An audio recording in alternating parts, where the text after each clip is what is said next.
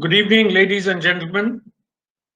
As founder of CASA, let me welcome the panelists and all participants for this eighth CASA webinar on strategic crystal ball gazing, the India-China standoff. What happens now? The first of our panelists is Lieutenant General Dr. Prakash Menon, PVSM, AVSM, VSM retired, who is the director of the Strategic Studies Program at the Takshashila Institute. He is also a professor emeritus at the Transdisciplinary University, Bangalore, and an adjunct professor, National Institute of Advanced Studies, Bangalore. Commissioned in 1972, General Menon has extensive operational experience in commanding counterinsurgency operations in central, northern, and southern Kashmir. He was the Major General Staff of the Army's Northern Command, responsible for operations in J&K, and Commandant of the National Defense College, New Delhi.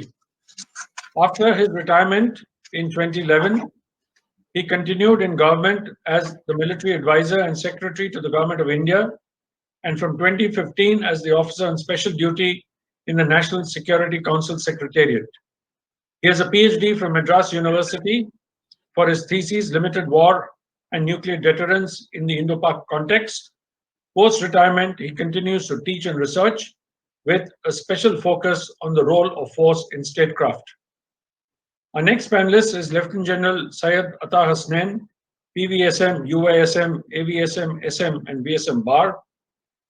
General Hasnain is a former General Officer commanding 15 Corps Srinagar, 21 Corps, and the Military Secretary.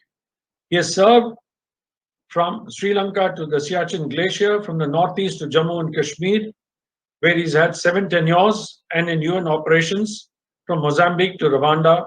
He's seen it all in crucial appointments. He's a much sought after speaker and writes for major Indian newspapers, besides being a regular participant in television debates and on mainstream television. He's a graduate of the Defense Services Staff College, the Army War College, the Royal College of Defense Studies, King's College London, and the Asia Pacific Center for Security Studies, Hawaii. He is associated with a number of think tanks and contributes in a very major way in the strategic discourse of the country at various military, civil services, and corporate institutions. He has lectured in many international institutions too. He is the Chancellor of the Central University of Kashmir since 2018, member of the National Disaster Management Authority since February 2020, as a secretary to the Government of India, and is also a member of the Empowered Committee for Information and Communication set up by the Prime Minister's Office. The third panelist for this evening is Lieutenant General P.R. Kumar, PVSM, AVSM, VSM, who has had an illustrious career spanning 39 years, during which he has held many important command, staff, and instructional appointments.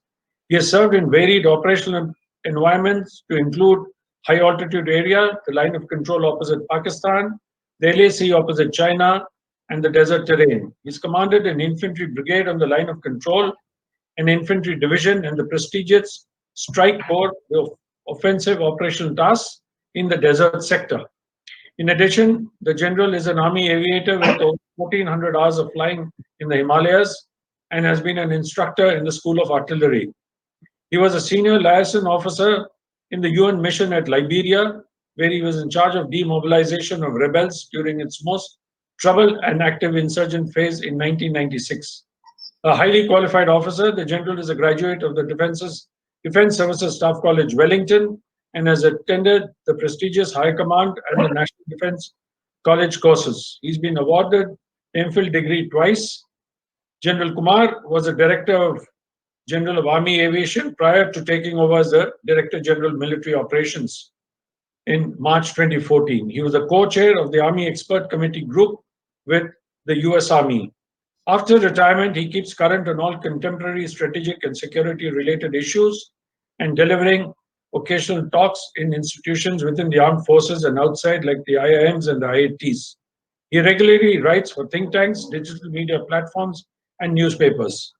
It gives me great pleasure to welcome all the 3 panelists, who I count amongst my close friends too. Thank you all. And now I hand you over to Mr. Manoj Mohankar, the moderator of CASA for this session. Over to you, Manoj. Thank you, General Murthy. Good afternoon, ladies and gentlemen.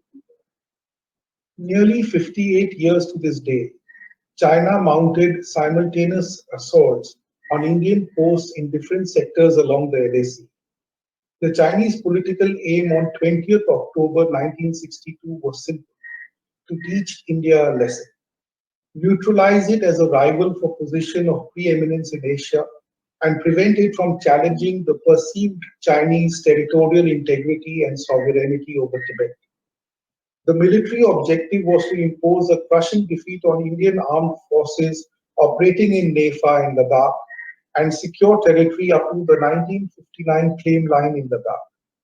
The war in eastern Ladakh in 1962 was fought in the same areas into which the PLA has intruded from May 2020. Ironically, the military aim seems to be the same. As per the Chinese perception, over the years, India has crept across its 1962 secured claim line and was developing border infrastructure that threatens China's territorial integrity. However, what has also changed is that India is no longer up against a China wanting to assert itself in a border dispute or ensuring access to Tibet, but a China demanding acquiescence in its quest for global domination. The turning point in the present standoff was really the Galwan incident of 15th June, when Colonel Santosh Babu and several of his colleagues sacrificed their lives to protect Indian territorial integrity. India has called for comprehensive disengagement with China at all friction areas in the Ladakh sector of the line of actual control. India and China held the 19th meeting of the WMCC on 30th September, followed by the 7th meeting of the senior commanders in Chushul on 12th October. The Chinese did come out with a proposal thereafter. To quote an Indian source, the matter is under consideration by the top hierarchy and is confidential. Similarly, we have also moved proposals for reducing tensions. End quote.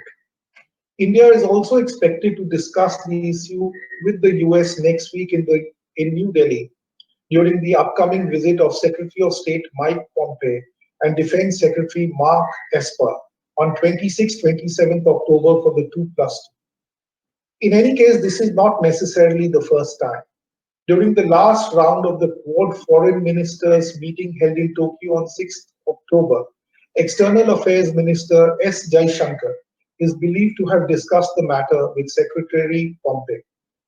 Meanwhile, the navies of the US, India, Japan, and Australia are expected to carry out the Malabar 2020 exercise next month, transforming it into a quadrilateral maritime drill from its present India, US, Japan trilateral format. One other aspect that may escalate without warning and needs to be kept in mind. What of Arunachal claimed by China as South Tibet? The handing over on 19 September of 5 Arunachali youth detained by the PLA for allegedly foraging on the other side made news, but it was a Chinese tweet that amused and went viral. I stopped. PLA handed over 5 nationals from India who crossed the LAC to China's side to seek a better and safe life. The youths reluctantly returned to India to face poverty and coronavirus back home. I repeat, the youths reluctantly returned to India to face poverty and coronavirus back home. End of quote. This is psychops at its very, very best, and nothing more needs to be said. Last time it remained an army affair. This time around, the Air Force and Navy is in a state of readiness. That apart, there was no big economic tie between the two countries or dependence. This time, India has blown the bugle first by banning certain Chinese imports and leading the way on certain digital apps as well, a path that is now being emulated by other countries as well. Michel de Nostradam, who wrote under the name of Nostradamus, was a mystic, and his book, The Prophecies, was published in 1566. It remains a seminal work on prophecy to this day.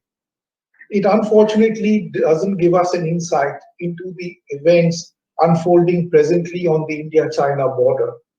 So for our crystal ball gazing, we have called upon the very best thinkers and strategists that we have in our country.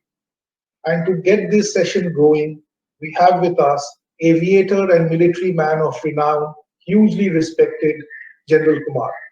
General Kumar, may I request you to start the proceedings? Thank you. We can. Right, I will, I've already spoken about this presentation. Go into slide mode. Yeah, fine. You're fine now. Okay. Yeah, you're fine. Go ahead. So I basically will come on direct without explanation as to what I expect this winter. I do not expect any operational or any strategic continental maneuver. India too will bide its time. We are now in a position to negotiate as far as the LAC is concerned on equal terms, and we should predicate the other components of bilateral relationship on the settlement of the boundary question. There are so many other aspects that it is no longer business as equal.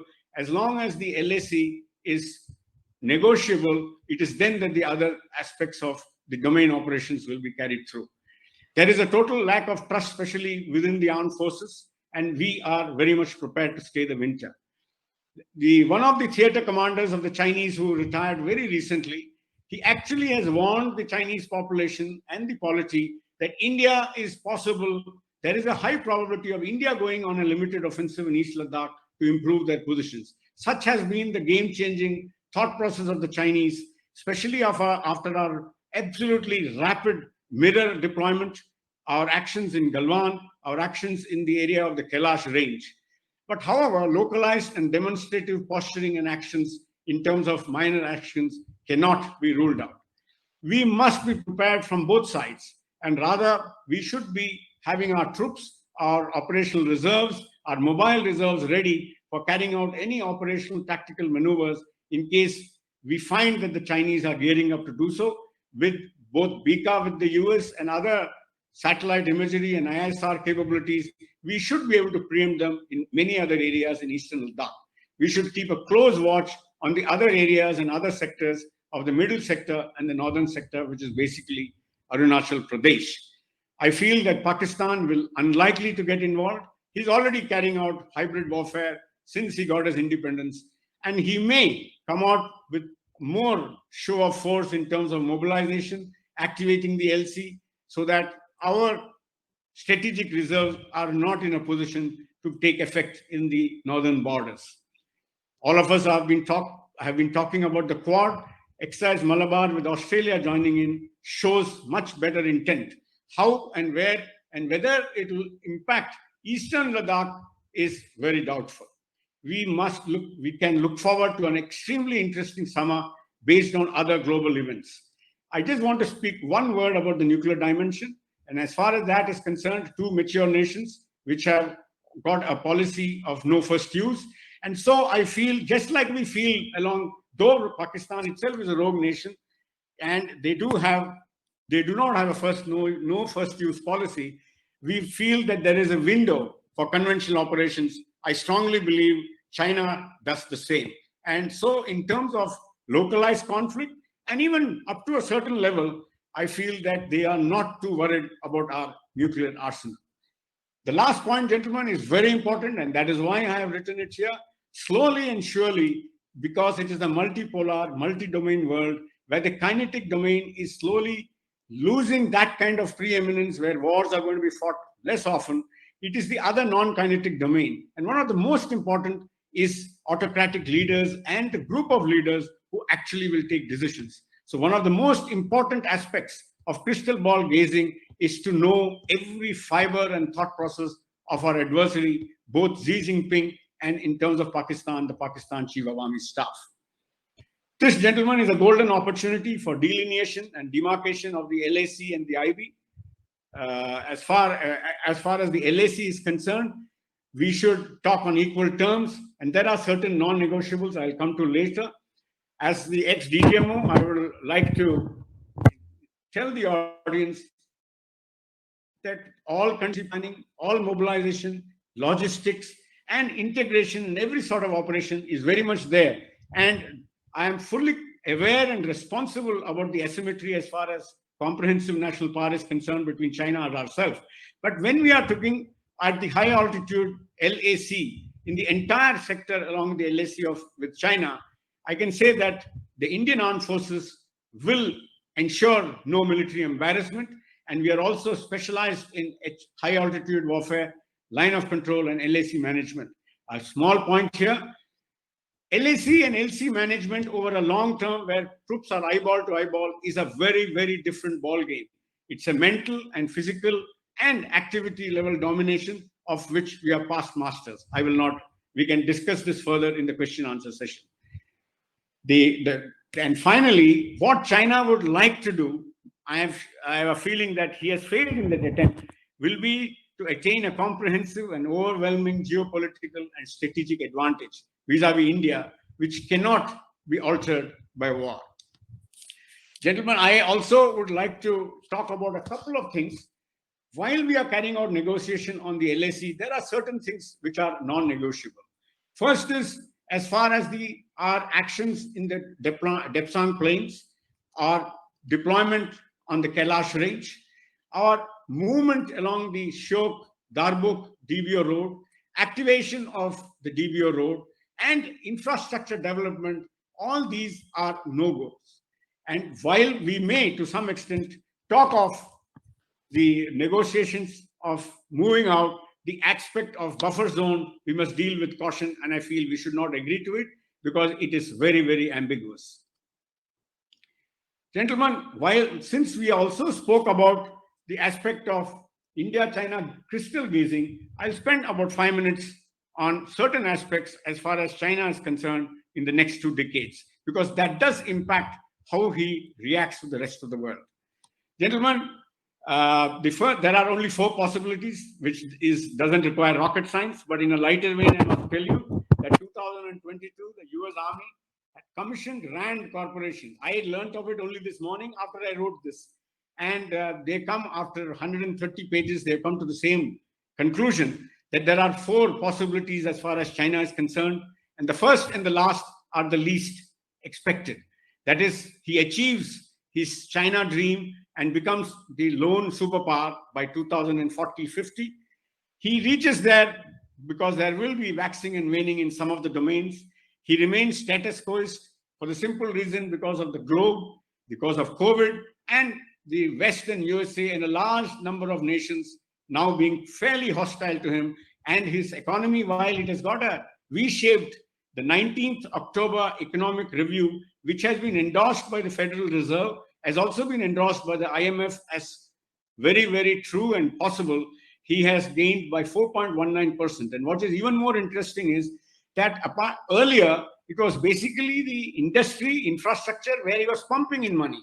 But it has become a much more balanced growth by October 19th, where they have grown by 4.19%. The pathways which he is likely to adopt against all powers, not just adversarial powers, generally when he is stagnant or on the ascendant, it will be cooperation and competition. When he is triumphant, as he is feeling right now, because he feels both with the economy, the way he has dealt with COVID, the way the United States is actually fumbling in terms of its foreign policy and the way it's conducting itself as a superpower, and the others who are quite lost in looking after their own self, that it could be confrontation and conflict. And as far as the stagnant and implosion is concerned, he will follow the same policy of only being what he was, that is, he will bide his time. He has a very, very strong imperative to demonstrate to the world that his brand of governance is superior to that of the West, especially once Xi has come to power. And so they deserve a greater say and political influence over international affairs. Why, contrary to the hostility which he's facing all over the world, actually speaking, if you read many of the Chinese narrative, it is only causing a siege mentality and a hardening of stance. Because China knows that the USA and its allies will do anything, now actually anything, both subterfuge, illegal activities, and everything to make sure that China does not come up as the lone superpower. It is a big crisis as far as Z is concerned. There is worsening of relationship, and the stakes for international diplomacy and leadership could not have been greater. Actually speaking, right now, with USA doing what it is, and Biden, in case he gets elected, we may not be able to get off the horse or the tiger. We will have to wait and see how the Chinese actions will be once it continues with this sort of adversarial situation. Keeping all the above in mind, he is likely to have the following as his core elements of his strategy. First and foremost, he must ensure the legitimacy of CCP. With 80 million, what I read and was surprised to know, and also learned from Mr. Anandakrishnan the other day in a webinar, there is a fair amount of factionalism. There is a paradox within. You'll be surprised that there are quite a few members who even actually admire the United States. However, the leadership and the lone control and authority of and this group, which are not so much in politics, a correction in not so much in prominence, will ensure that the legitimacy. Since there is no elections, material prosperity and economic growth will remain central. And so they may come out with this policy, which they are already re-emerging now slowly, liberal externally and illiberal internally. They obviously have to widen their international support with eco-statecraft, which they are doing with BRI. And while they are meeting with the resistance, there is a large number of countries who are beholden, and also a lot of countries who find an alternate model away from the US and this West, which gives especially dictators, authoritarian regimes, and illiberal nations some alternative which they will follow. They would like the entire globe to slowly come to the ways or means of the Chinese way of life. They are slowly ruling the roost in at least 5 of the 14 international institutions, and they have a lot of say in the other 11 also. And obviously, to dominate initially Asia, thereafter India, Indo-Pacific, and then the rest of the world, they have to ensure the negative or neutralize the influence of the US and the West. He's already started that. All of you are aware of the anti-denial, area denial, and anti-access policy, his special rocket forces, his special forces, which are geared to cause attrition and possibly is worrying the United States that how will they actually launch themselves as expeditionary forces and come to the rescue of their allies and their partners in Asia. So, ladies and gentlemen, it's a historic time. I feel if we can come up with a stalemate also, we can emerge with an enhanced status in the global stage. We must continue building our comprehensive national power, of which I think we all now realize that the military vertical is of very great preeminence. I understand that the economic, diplomatic, and political and our soft power is equally important. But as far as China is concerned, and as long as our boundaries are not even delineated or demarcated, the military vertical takes preeminence. And we must ensure by this that our relationship with China remains in the competitive and cooperative segment.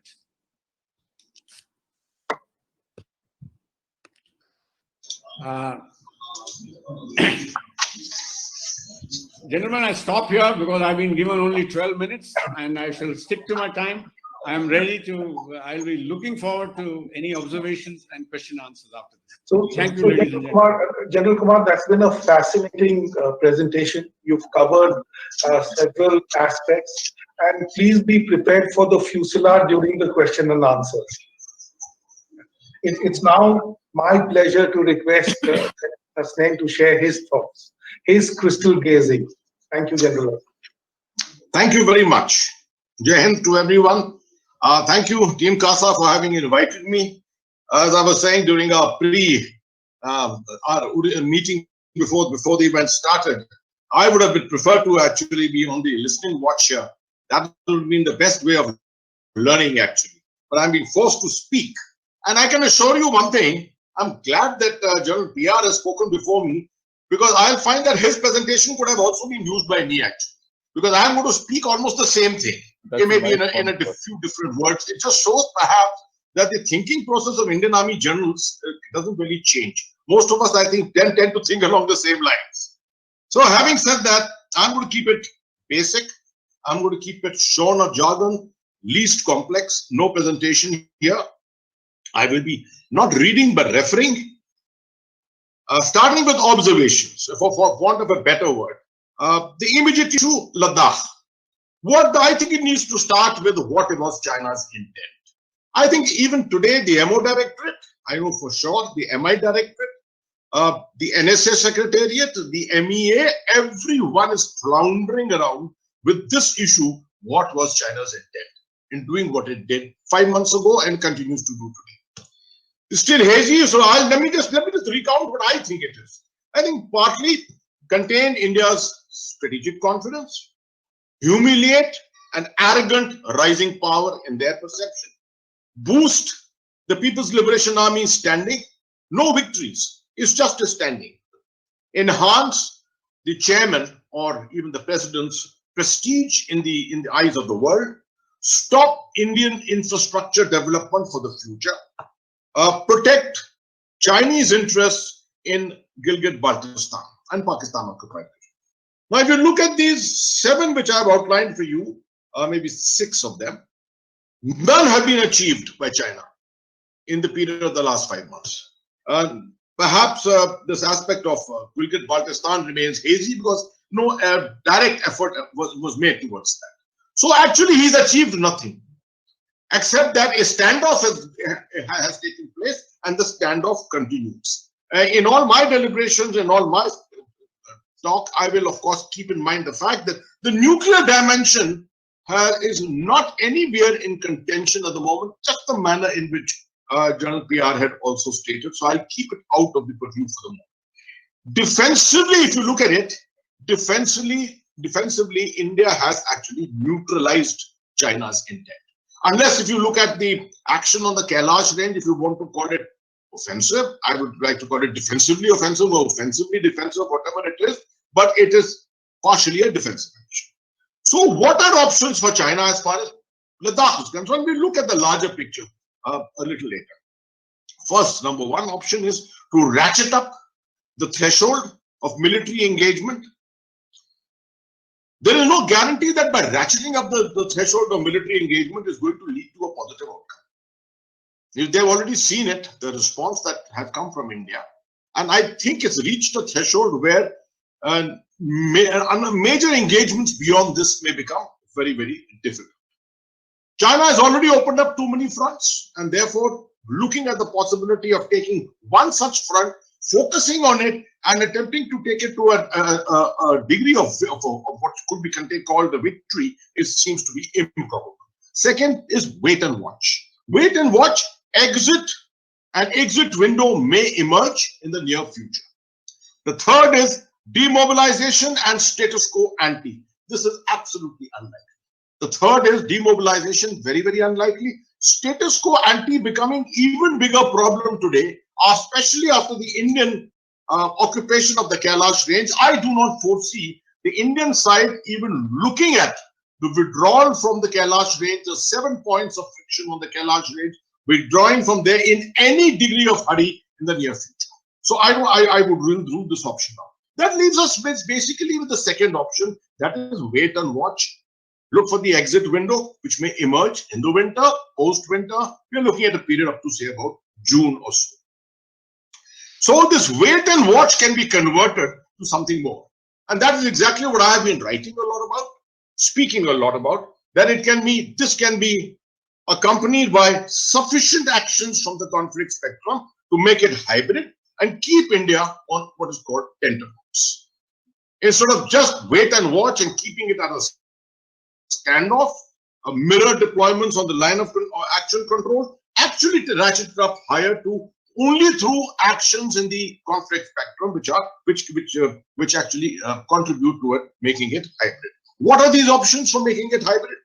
First of all, the LAC itself, keeping the LAC active, potentially capture a possible post or a low-level skirmish during the winter. General PR also alluded to that, although very unlikely, but that option remains. The possibility of a petrol clash, a deliberate petrol clash, an attempt to create a skirmish, once again to try and achieve a degree of moral ascendancy.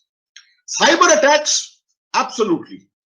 I'm not talking about high-level cyber attacks. I'm not talking about taking out the complete ATC grid or something like that. But the type, a lot of people did consider that what happened in Mumbai about 7 days ago was the possibility of a cyber attack on Mumbai's power grid system. It is this kind of thing.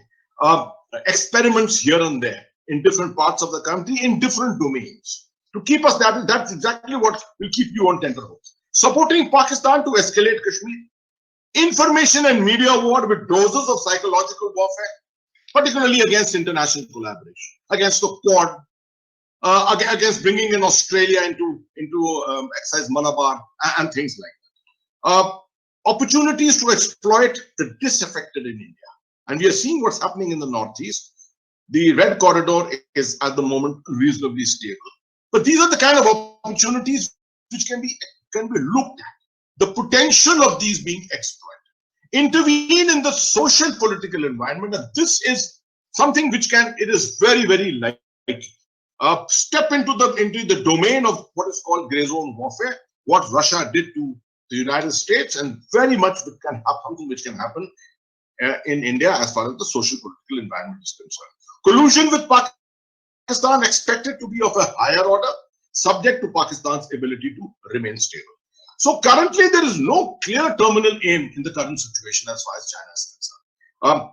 An exit is difficult due to loss of face on Chushul Heights, but at the same time, I may say it has not thought through its strategy. The strategy will emerge over a period of time. It's nothing clear-cut as it has been laid down and given to the general staff to execute.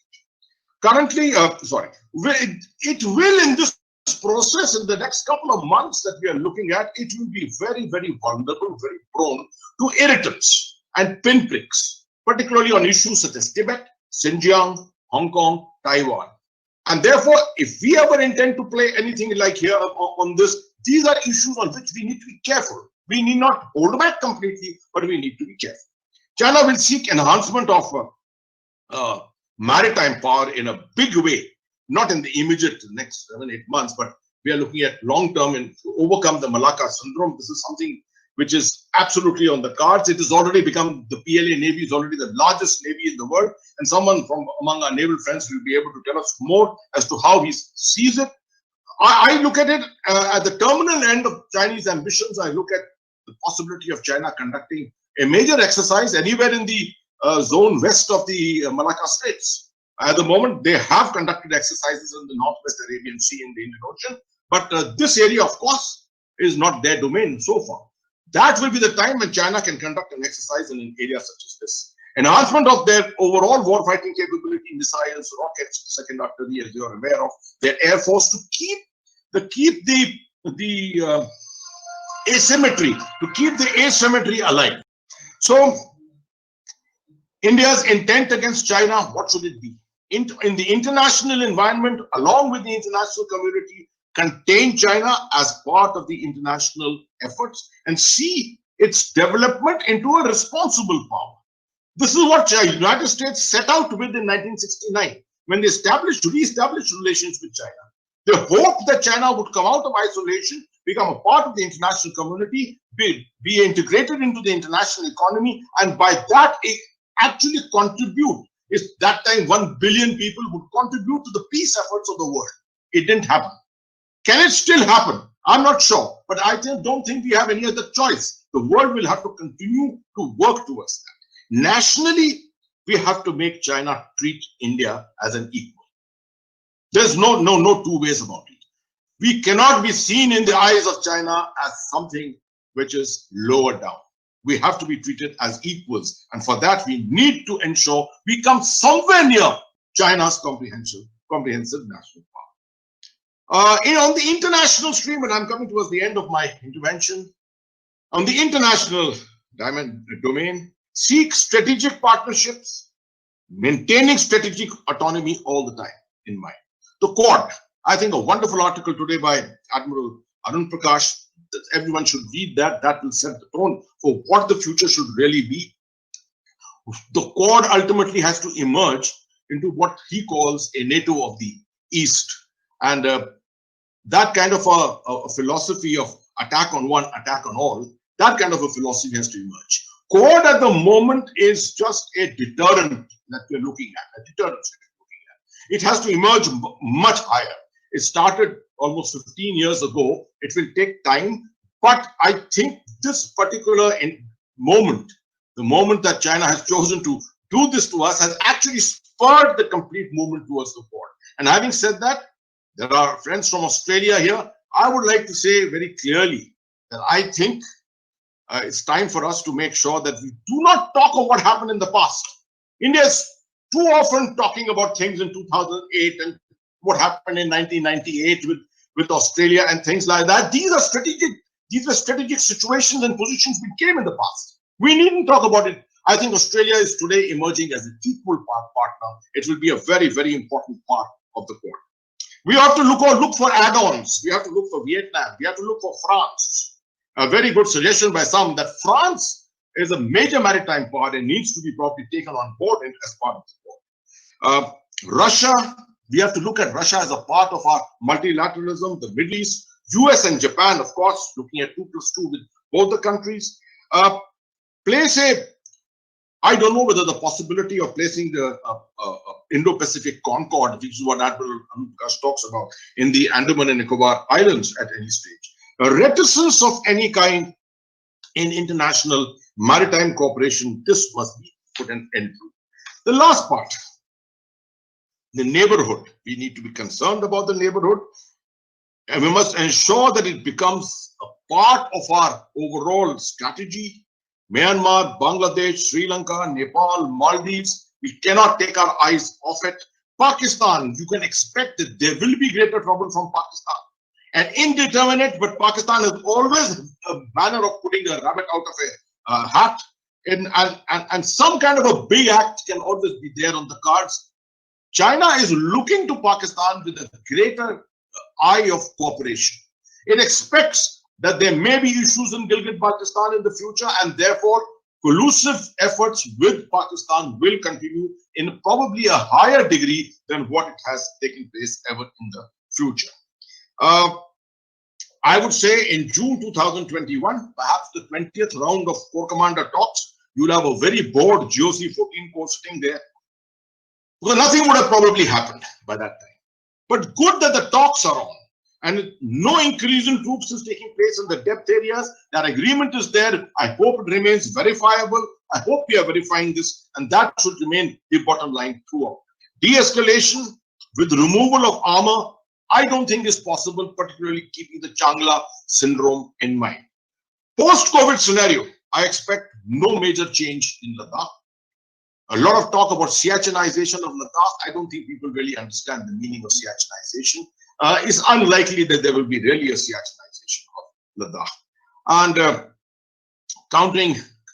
considering the fact that China would be at hybrid war at all this period, I think an Indian counter-hybrid war strategy of our own and launching of a proactive hybrid war against China needs to be considered very strongly, leading to a final review of our overall national security strategy. I would stop there. Thank you very much. Thank you, General Hasnain. You've actually nailed it. And I think one thing that you said in your wonderful presentation, insightful as well, is this term that you used about wanting China to view India as an equal. And therein lies the disconnect. China wants India to be a vassal state, not an equal. And each time it sees India on the rise is perhaps when it feels that a knock is now due to keep this guy or this person in place. That's a thought, and we'll discuss this at length in the interactive and Q&A session. It's now my privilege to invite General Menon to share his views. Thank you, and good evening, everybody, and thank you, Kasa, for this honor. I think, speaking after two generals, I should be also saying there is nothing else to talk about. But let me try and be as different as I can, although there will be so much of commonalities which is unavoidable. But let me start from the fact that we are crystal gazing. We are looking into the future. And I would like to start from the point of a 10-year perspective. And I think the first question we'll try and answer is, what is the sort of world order which we are looking at in this time? Because the main issue at this point is about the flux in the global geopolitical order, about the rise of China, the shifting nature of power from a unilateral United States ordered era to one in which there are many other players now wanting a place in the sun, China being its foremost. China sees itself as the number one power in the world. By 2049, as we heard, it can be rolled back. But that's the vision that they have. And frankly speaking, every nation in the world has got the right to have a vision of that nature. But what should be clear to us is that as long as the Communist Party of China rules China, it is not in India's interest to have a world order which is dominated by China, nor a regional order which is dominated by China. India, in the next 10 years, should work towards what we always refer to as a multipolar order. And definitely not one in which China is number one. Even if it is number one, we know that it has to be balanced. And that balance is through cooperation.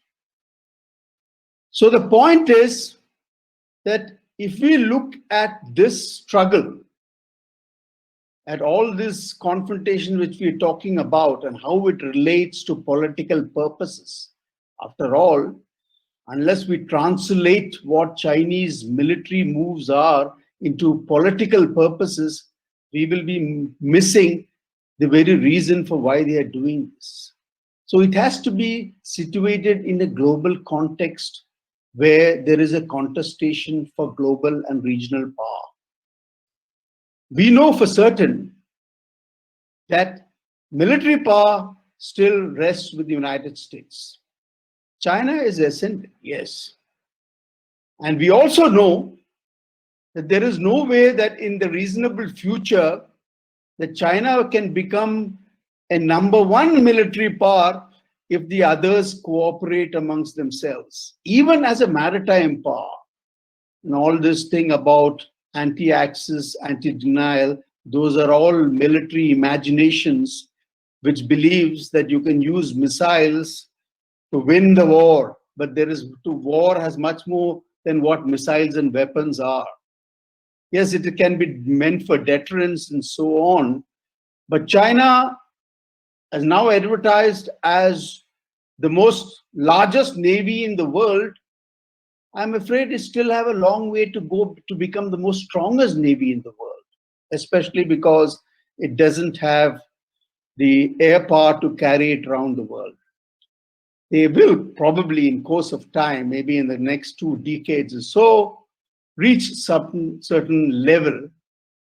And their pace is definitely very impressive, that there is no doubt.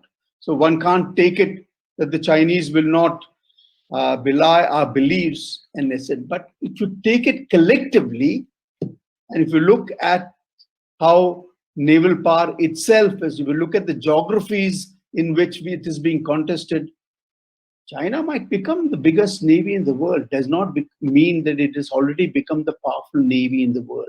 But it has managed to convey to many the idea that it has already become the most powerful military. And that is what we have to take into consideration. A nation which has to fight many enemies at the same time in confrontation cannot be the most powerful, because power is a relational variable. China cannot exert the type of power, if you talk about absolute power, on our Ladakh or Sino-Indian border, because it's got many other considerations. So to just compare Chinese military power on a table with India and say that, wow, they have become so big, they become so strong, actually defies the logic of military forces itself, because more than weapons and everything else, there is geography.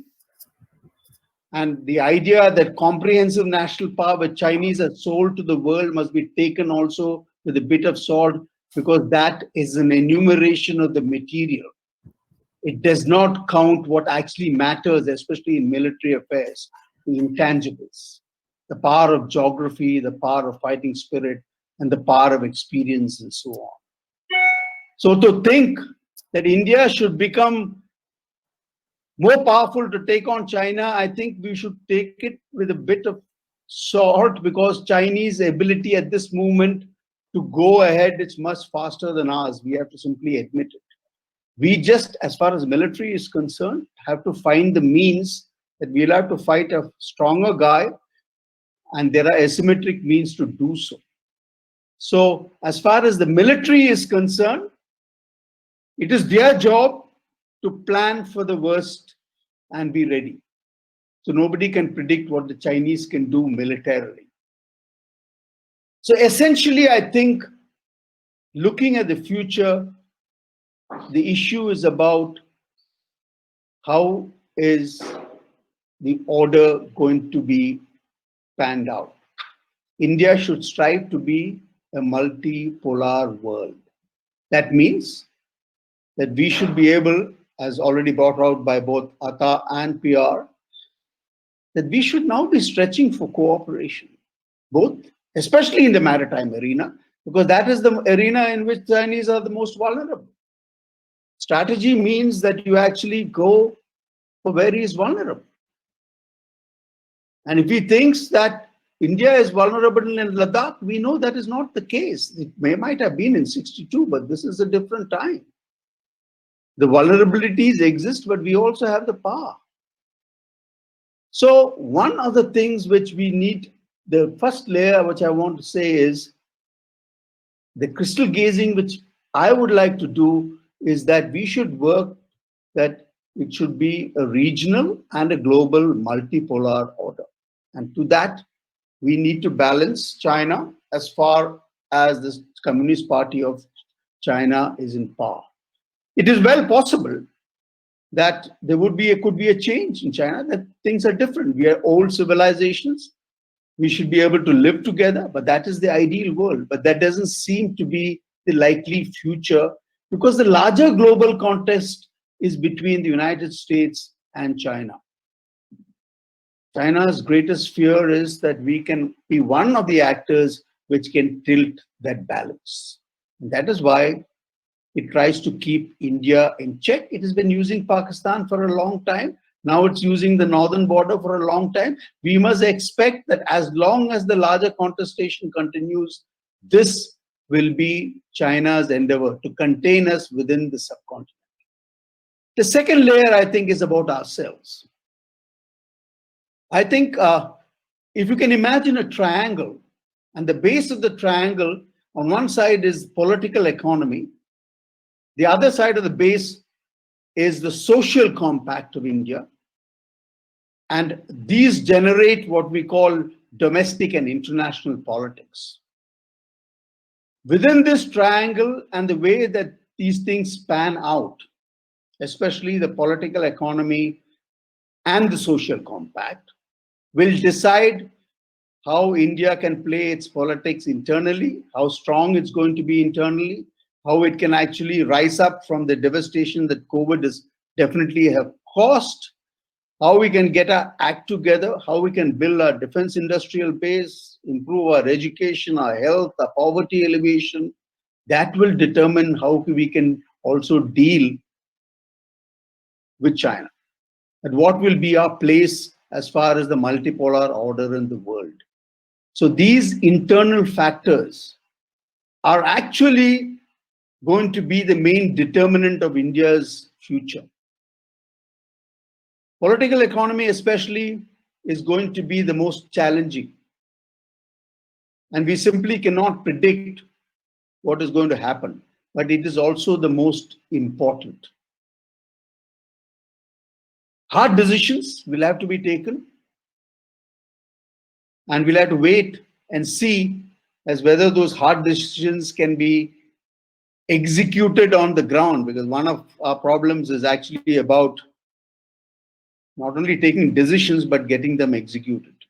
The social compact, I don't want to say much, but there are two factors which we need to consider.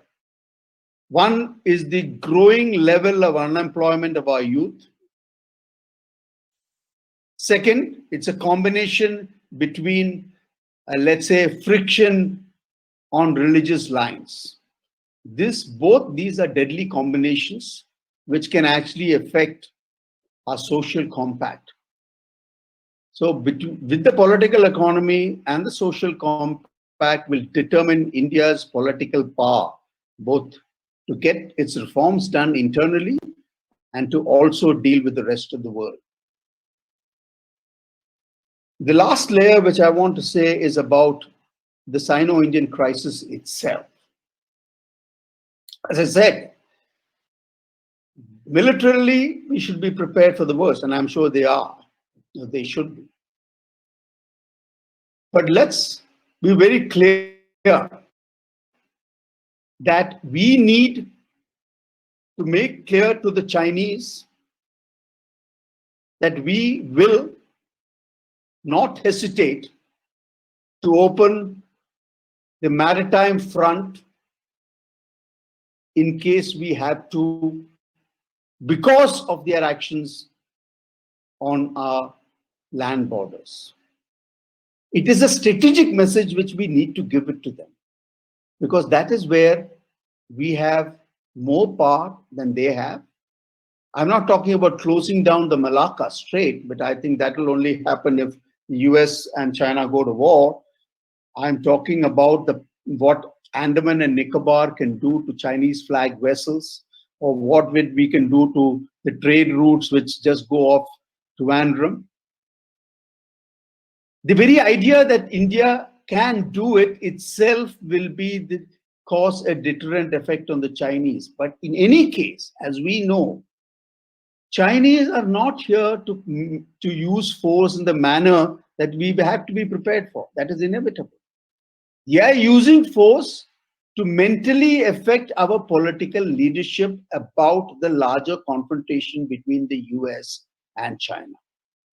They are trying to influence India's posture in that realm. Therefore, to judge whether Ladakh has succeeded for us or them, I think we must look at what India does in terms of that larger confrontation.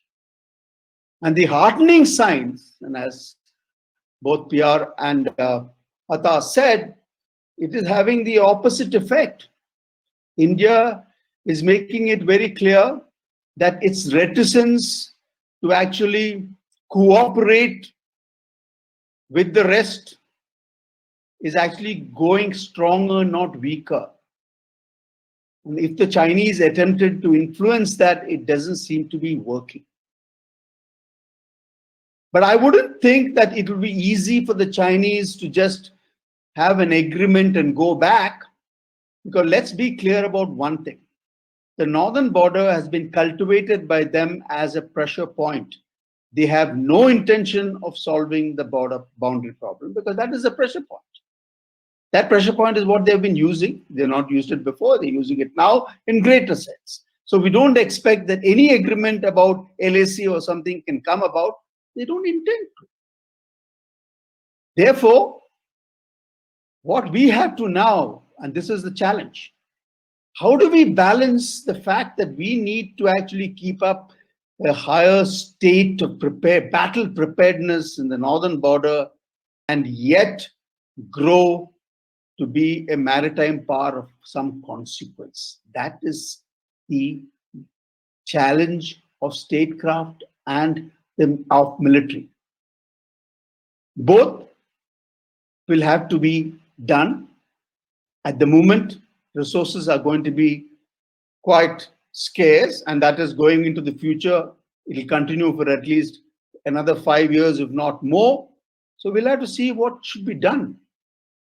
China will succeed if it able to suppress the growth of our maritime power and also keep us away from actually joining in cooperating against us, what we call the freedom of the seas. It's actually a good slogan to say that we are ganging up against you. Nobody wants to say it, but that's the fact.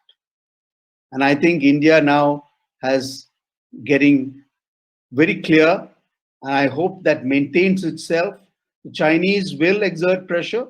We can expect this to continue for as long as it can, because the problem for the Chinese now is how do they get out of it without, to save their face.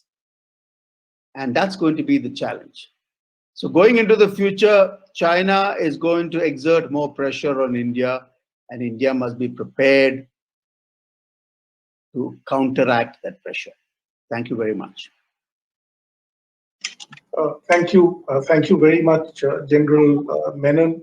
So 2-3 points that I have by way of a take home from your presentation, and we'll go in at length, of course, in the Q&A, is one, it was your sense that China expected India to be kind of pusillanimous in its response, and we have been otherwise. The Quad is perhaps better named Gang of Four, since you spoke of ganging up against China, the word ganging up.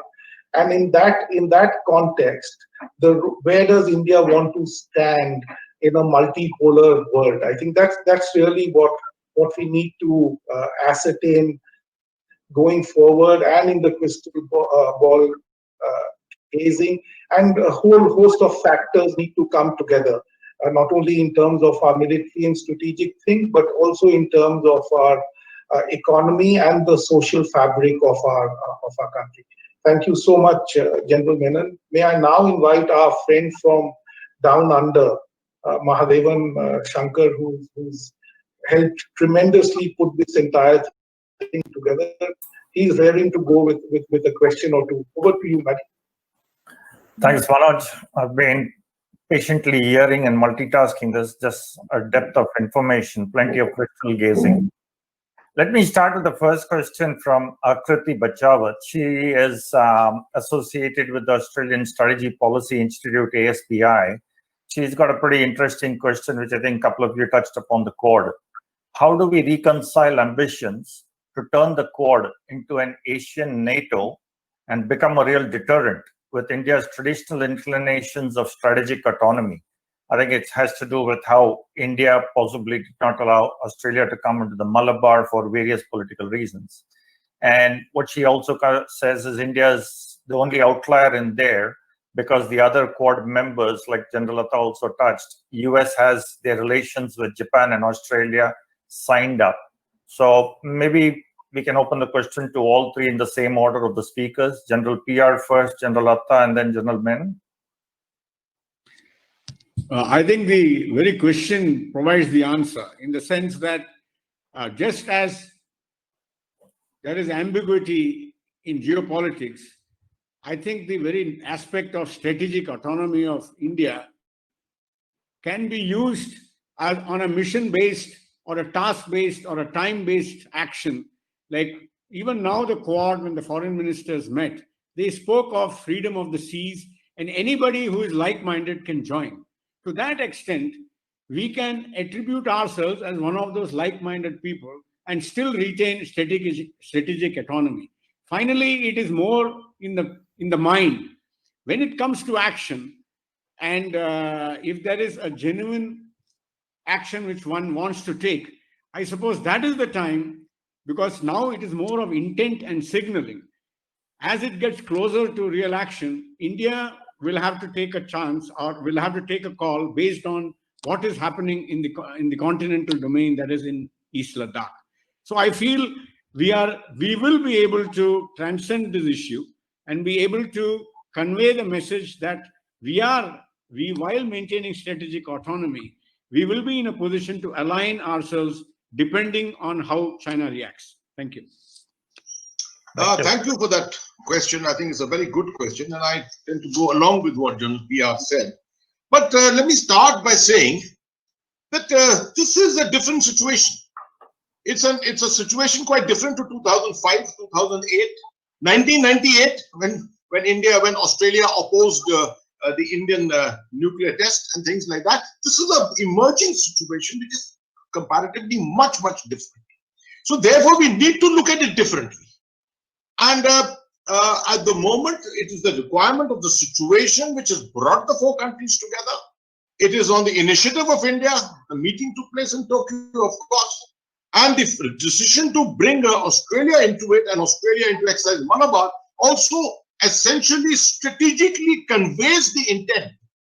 So I think it's going in the right direction, absolutely. I'm not saying it's absolutely the NATO of the East, but I did mention that attack on everyone is an attack on one is an attack on everyone. That is the principle to flow towards, right? Having said that, the aspect of strategic autonomy, we don't have to ape NATO. We don't have to ape pre-Cold War alliances and combinations of that time. This is a matter of the times, and everyone understands where India comes from, where India's position is, and what the importance of India is as far as the Indo-Pacific is concerned. Who can deny the fact that India holds the key as far as the Indian Ocean is concerned, right? So to that, I'm not saying that India has to sort of push his way through to achieve to get his right, or in any way. What it has to do is essentially to negotiate, and negotiate essentially from the angle of what it is ultimately likely to contribute to the alliance. And I'm sure in today's times, the powers such as Japan, the United States, Australia, all of them who need India also will be equally willing to absorb and retain that kind of flexibility in a military alliance. True. I think that also goes with what you said earlier about France playing an important role. Absolutely. And the Quad Plus conversation where Korea and Vietnam, possibility of Vietnam. True, Vietnam, and there are other players. Germany is also making some important announcements. Sorry, General Menon, over to you. Yeah, I think the best way to kill the Quad is to call it a NATO. I think we should not use that term at all. I mean, it's politically, I don't think any diplomat would possibly actually support any such thing, because it is not a NATO of the East. To name it as such a nomenclature, it is to kill what the countries are trying to do here, is to keep it less than an alliance, but more than what you call a partnership. You know, it's between the two. Now, it is for diplomats to actually name it, show it that we are together, but to also fashion it in such a way that the central message is that this is aimed at the Chinese, and whatever we might say in whatever language, the Chinese are the ones to whom this is about the rise of China and its maritime. Therefore, I would think that this, at the moment, the core four nations would naturally expand. After all, if you just look at the map and look at the French positions in the Western Pacific and the Indian Ocean, they've got considerable presence there. They own islands. They have a considerable part of their navy also around. And so France is a major partner, as even in maritime terms. So would actually be the UK. They also got positions. And of course, Vietnam and so on. So the expansion is, I think, a natural progression. But the hesitancy, which still seems to linger, is what we have to be watchful about. That hesitancy must not stop us from that cooperation. General Menon, just one thing. What would be France's interest in, they don't seem to be either directly or indirectly impacted at this point in time. So what would be the incentive on the part of France in alienating one of the emerging superpowers where there may well be economic benefit for France going forward with Chinese investment? I think, we have to understand what has happened to Europe post-COVID. Europe actually was one of the turning points where China had made a lot of inroads into the European economy, into their nations. But all that has changed post-COVID, especially France, Italy, Germany, and so on. So they look at it as a larger confrontation about the nature of the communist state, and they don't see a world order where they want the Chinese communist state to dominate. It is their interest, therefore, to actually be part of any grouping which keeps that from happening. So it is not purely the maritime domain is an instrument for the larger struggle. We have to understand the instrumentality of maritime domain. It is an instrument about the larger struggle. So from that point of view, all these countries are interested. They have come to realize that the nature of the communist state, the way they go about their business, the way they actually coerce, and I think that the Europeans have learned it the hard way, since they sincerely believe, and you know about the Italian mayor who actually asked the Italians to hug the next Chinese just when COVID was around. So they've learned it. So the thing about the Chinese is their strategic weakness now lies against the fact that a large part of the world has turned against them. That is a turning point. Well, thank you. I think that's very very well answered, General Menon. We have a question from Rishi Athreya, and this is addressed to you. He says that you have spoken about political economy. China has deep internal divisions between Han and other ethnicities. India has seemingly handled ethnic issues and linguistic states better. What are the chances that China will break up, given the Xinjiang, Tibet, and Inner Mongolia, where there is already turmoil? Not to forget the Uyghurs. If wishes were horses, then China should have broken up a long time ago. But as we see it, here is a power. We must also appreciate the fact what China has done to itself. After all, it's pulled the number of people out of poverty. It's not the means which we're talking about. The fact that what they've done. Any visitor to China would be impressed by the nature of the type of course, you only see the best part of China, but their progress is definitely very impressive. So China is in the struggle of actually having to grow, because unless they grow, their internal struggles get deeper. So the Communist Party is well aware of this, that they have to keep that growth going come what may, because they also know that their greatest weakness is their own population, which have got a lot of fissures in it. There is a fissure between the people, the wealthier coastal areas with the inland areas. There's a fissure between ethnicities. But the fact is that the Chinese state now, with all the technology which they have, is the most strongest state in the world in terms of being able to influence the individual mind, and therefore they have the power to actually suppress. So to expect that internal problems of China is going to overcome Chinese growth, we wish it was so, but it is not likely to happen, is my view. Can I just ask a follow-on on that to General PR and General Atta, going with what General Menon said, and I think it kind of also comes out with what Tara Karta has asked in the group. Has China reached, or is it reaching its Chernobyl moment where the breakup of the Soviet Union happened? Is COVID something of that Chernobyl moment where China has just gone aggressive with everybody globally, economically? Australia is wearing the brunt of it. A lot of the other economies around the world are there. So, General PR, you want to go first, and General Atta? Yeah, I feel it is overstated, frankly. I don't think it's the Chernobyl moment. I feel that despite everything, we are reading mostly the Western press, as General Menon has brought out, if wishes were horses.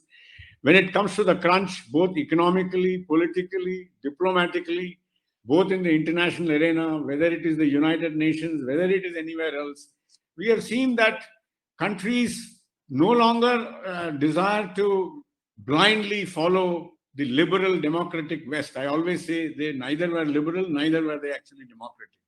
But that's an aside. I feel China is looking after itself internally.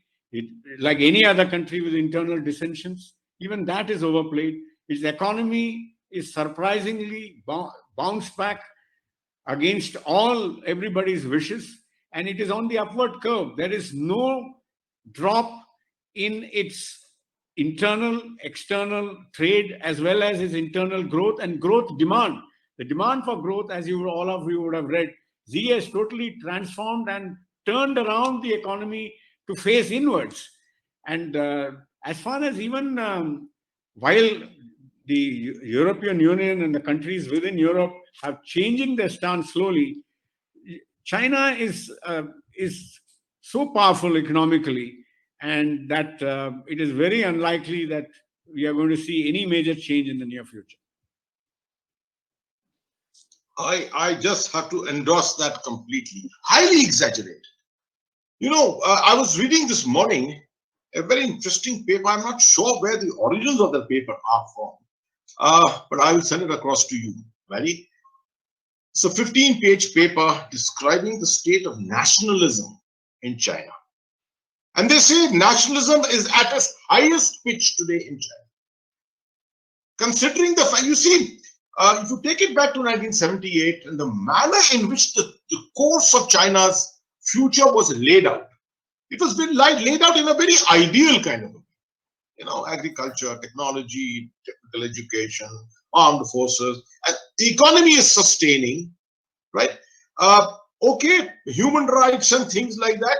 These are again highly exaggerated by the liberal West, as you say, the liberal democracies of the West, highly exaggerated. But there are problems of human rights, no doubt. But overcoming all this is the quality of life, the manner in which a large segment of the population has been taken out of poverty.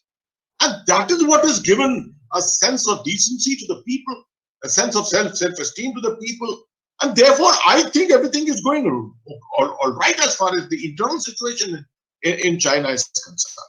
So I do think it's a very, very highly exaggerated notion that internal hollowness is emerging in China in any way. I just want to add one small point.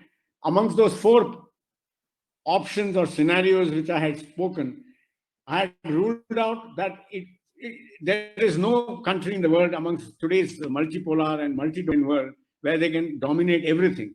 So they are unlikely to become triumphant or meet that China dream by 2040, 50. But neither are they going to implode. I think they would be on the ascendant. General Rajeshwar, are you able to unmute yourself? General Rajeshwar has a question. If he isn't, then I'll ask on his behalf. Yeah, I can read it out for you. Yeah, no, please, General Rajeshwar, please. It's come out that the Chinese intent is unclear of whatever operations they are doing right now. And also that the LSE, they are not keen to delineate. Now, it's evident that any stalemate that from the Indian side, you want to achieve, it will take a lot of effort and a lot of time. So from here on, whatever has happened from here on, what can we do to increase our conventional deterrence? Setting aside what is there in the nuclear domain, to prevent any further adversities. General Kumar? General Kumar.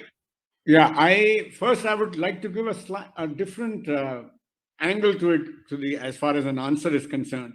I strongly suspect and I believe that China, which is aiming to become a global power, which wants to send a message about dominating Asia and then the world, is unlikely to be seen as a country which is having a tough time defending its own borders. Because whatever you may say, they may have some kind of an offensive intent. If he's going to man the line of actual control, 3,000 odd kilometers, give out, it may not be in the type of the LC, But if he is going to have a large amount of forces there, it sends a wrong message of his domination and his power and his emergence as a power. So I feel that there is a high probability that if not this winter, within a year or so, he will make sure that his forces move out. And so we are not unlikely to have the same situation, which will also, having gained the confidence of facing them here on, and with our ISR capabilities, we will also be in a position to not be like the LC, but possibly with a slightly larger strength and having mobile reserves and formations, which we have already been doing, as General Atta knows, that in summer we do move up for any contingency. Now we come to the other aspects, which is linked with General Menon. Economy is the key. We need to focus on the maritime domain. We need to focus on the air domain. And so I think we have to be smart.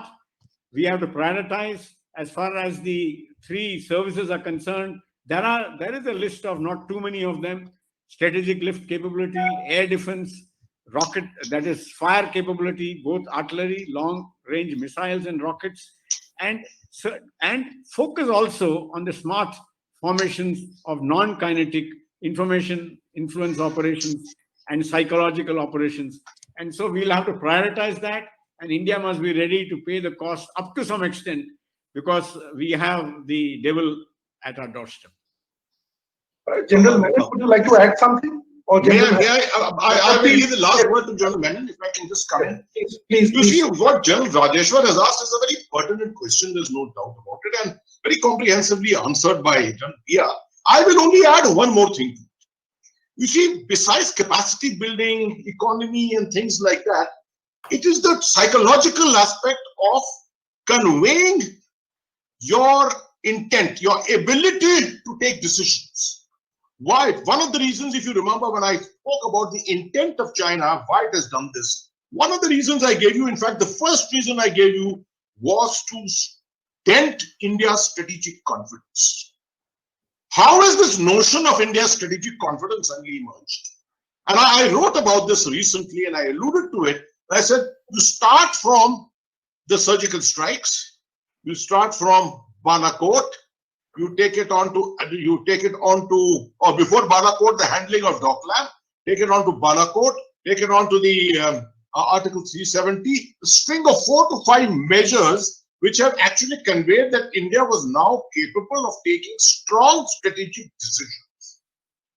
You see, the more you project this, unfortunately, most of us tend to think only having a huge army, having Mountain Strike Corps and having the wherewithal is the only thing which is going to deter your adversary. The adversary is equally deterred by your psychological state of mind, your mindsets. If you are defensive in your mind, he will ensure he mounts on you.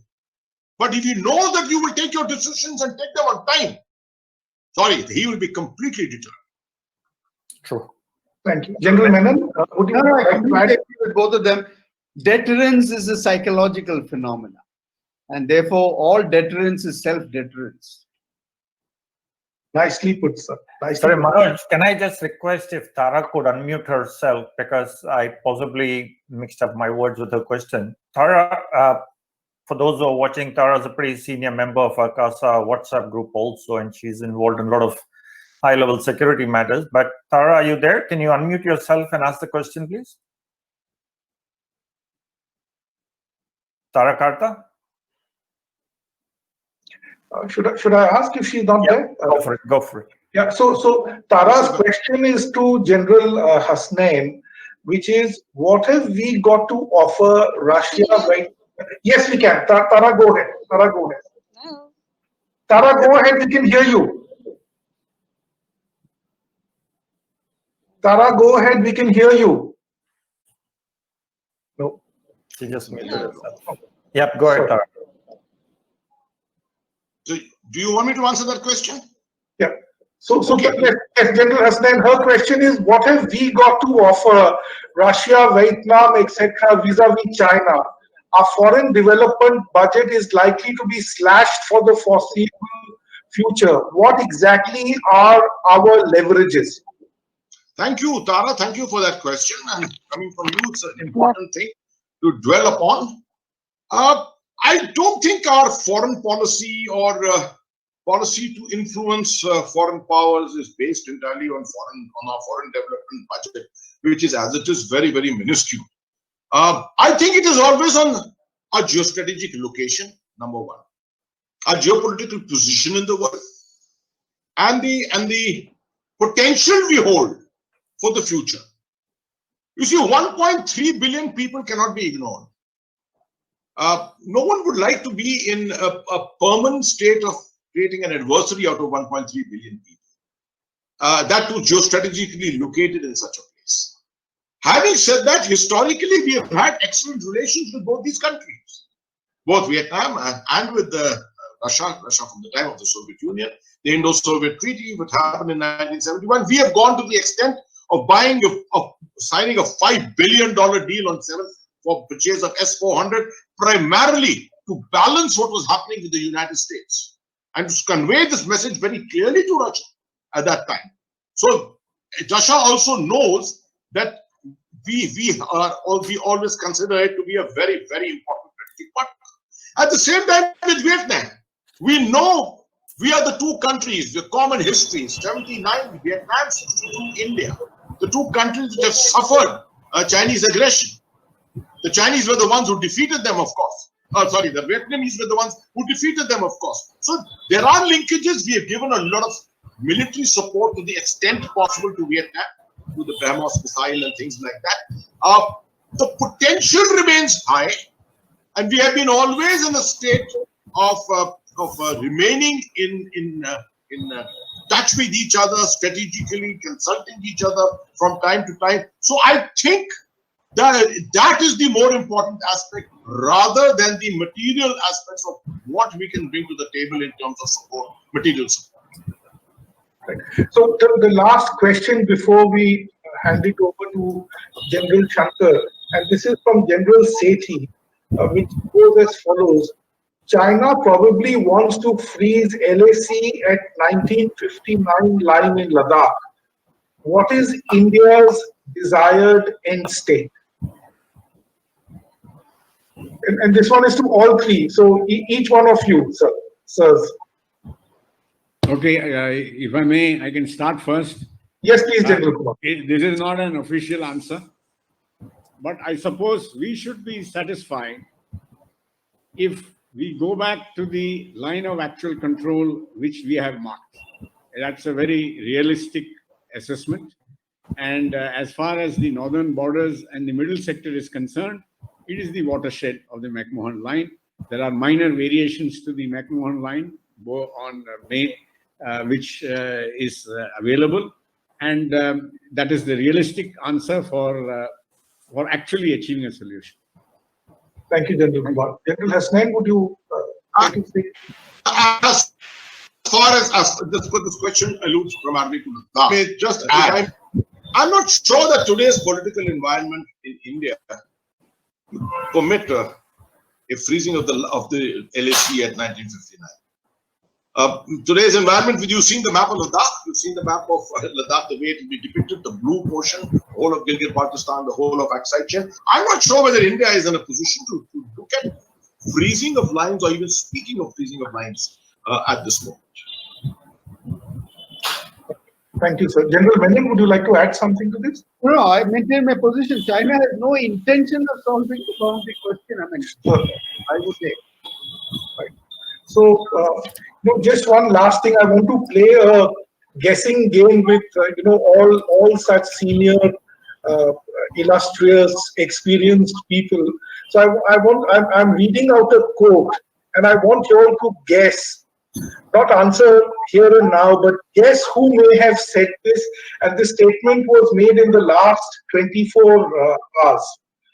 In today's world, the pursuit of unilateralism, protectionism, and extreme egoism leads nowhere.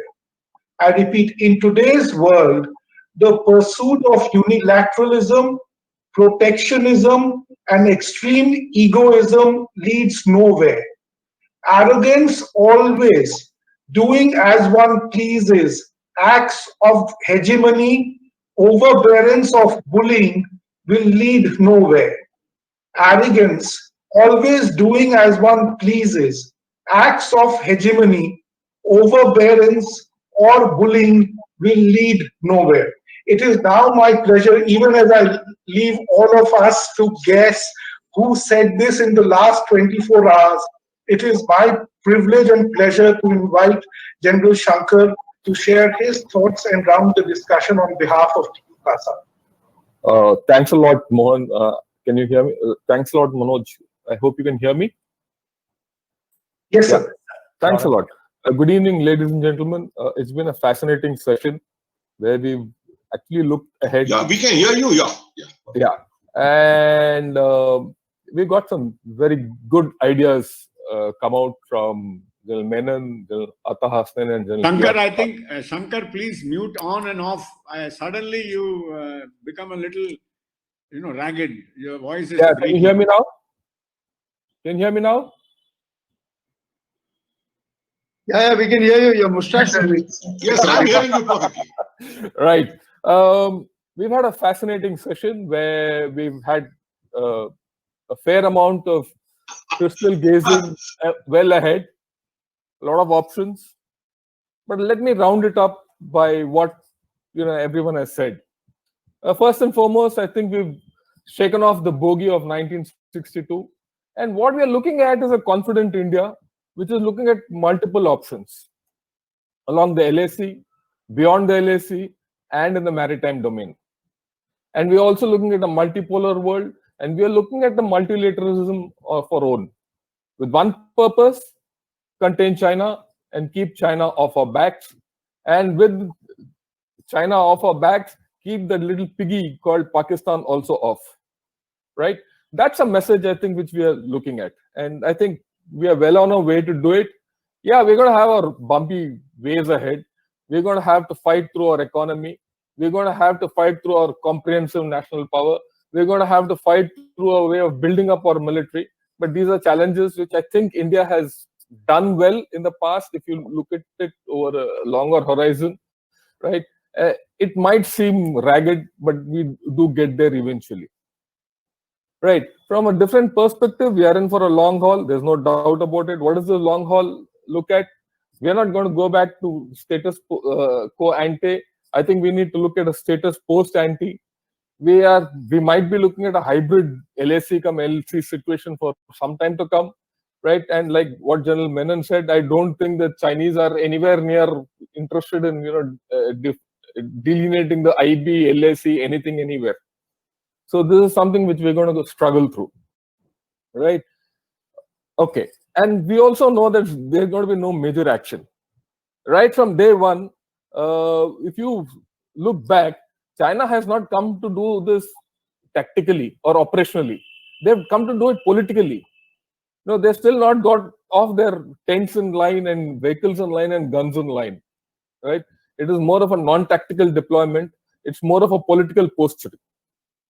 Right. From a different perspective, China's ambition is very clear what has come out. It's going to drive conflict, it's going to drive competition, and overall, it's going to drive instability.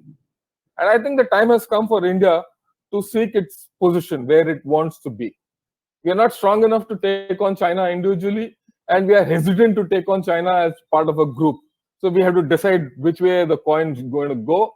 But the way I look at it, I think it's going to go towards the Quad. It's going to go towards multilateralism, and we go to the Quad with the fact that we can take Russia along, we can take Vietnam along, and we can take a whole lot of others along. In fact, this is the article I'm writing today. In fact, to answer Akriti's question, the issue of France, the issue of UK, all these issues have to be factored in the Quad and the free and open Indo-Pacific construct. Okay. Now, there's a different thought process which didn't come across, which didn't come out, which I thought I'll throw in. And that thought process is, while we spoke of China not breaking down internally, that's fine. Is it a time for us to make sure China focuses inwards? Just take the case of Pakistan. Pakistan, in its turmoil, has started focusing inwards. Kashmir is off the boil. Similarly, if China is made to look inwards, and there's a lot of cause to make China look inwards, not from an Indian perspective, but from an international perspective. And I think a lot of things will fall in place. But that's a thought process which I leave for you, all of us, to think of. Nothing much more than that. There's a lot of talk which has gone on about the comprehensive national power and the differential between India and China. But that, like General Menon very aptly brought out, is of the material. The intangibles of this comprehensive national power have not been factored in. And then one major intangible of this comprehensive national power is the balance between the machine and the men. We have to understand, China might have the biggest navy in times to come or very shortly, right? But it's a force in transition. Complete PLA is in a force in transition. You got to get new weapons, new equipment, never battle tested, never put to use, nothing.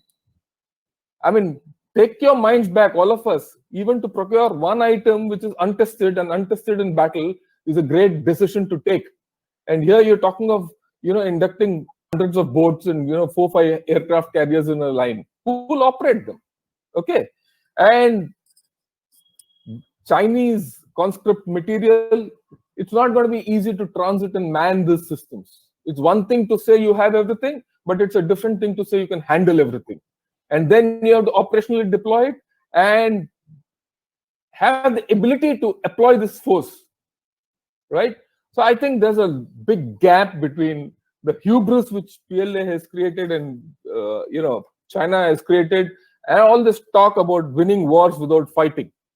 What little we have seen in Ladakh is got the fact that PLA and China are in the danger of losing wars even with little fighting. So let's not give too much to China. At the same time, I don't think we should take away too much from China the way the Western democracies are putting across. We need to have a balanced approach, and we need to have a confident approach. And I think we are well on our way to it. We might be slow in getting there, but we'll get there. With this, on a personal note, I'd like to thank General Prakash Menon, General Atta Hasnain, and General P.R. Kumar for their wonderful exposition on the subject. I've learned a lot, and thank you, sirs, once again. Over to General Murthy to conclude the session, please.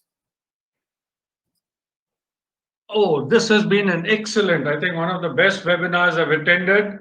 And thanks to the eminent panelists, as I said, all of them very well known to me. And I have learned so much from them right through. And I think the audience has been benefited.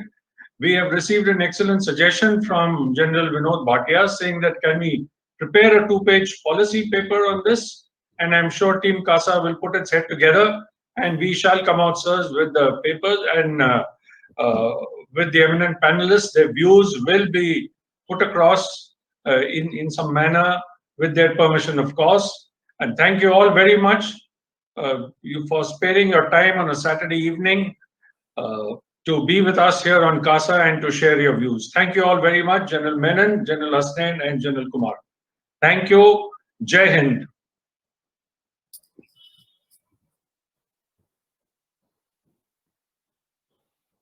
Jai Hind. Jai Hind. We should be saying cheers.